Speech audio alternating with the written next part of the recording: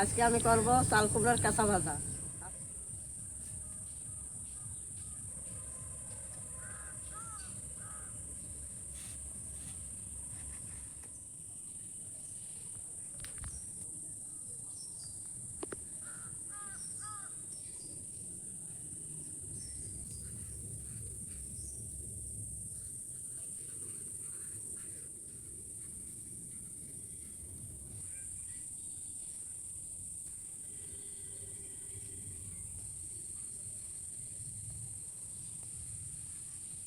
এবারে এটাকে একটু মাঝখান থেকে চিড়ে নেব।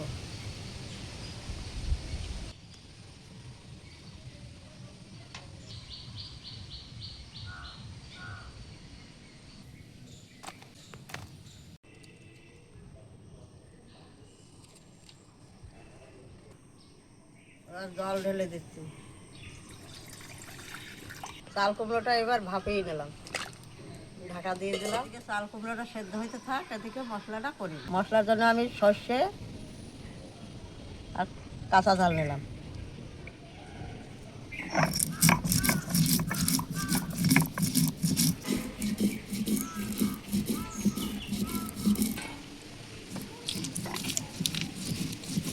মশলাটা বাটা হয়ে গেছে, এবার তুলে নেব। কুমড়োটা এবার সিদ্ধ হয়ে গেছে, ঢাকনা তুলে এবার নামিয়ে নেব।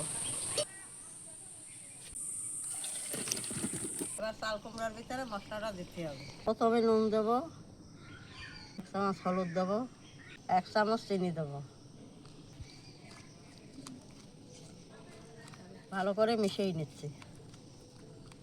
চাল কুমড়ার ভিতরে মশলাটা ঢুকিয়ে দিলাম।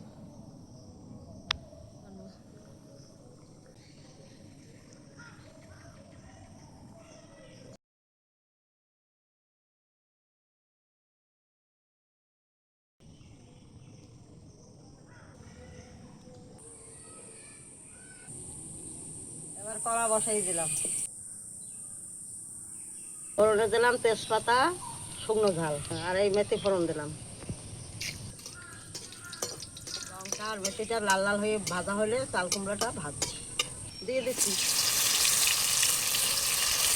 ছড়াই দিয়েছিলাম। এবার হলুদ ছড়াই দিলাম।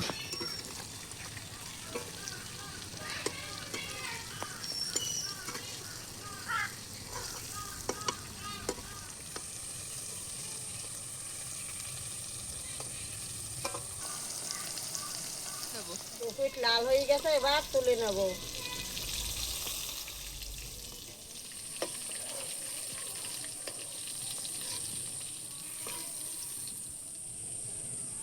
এইভাবে বাড়িতে একবার চাল কুমড়ো কাঁচা ভাজা করে খেয়ে দেখুন, খুব সুস্বাদু খেতে। এর জন্য একটা লাইক করে দেবেন।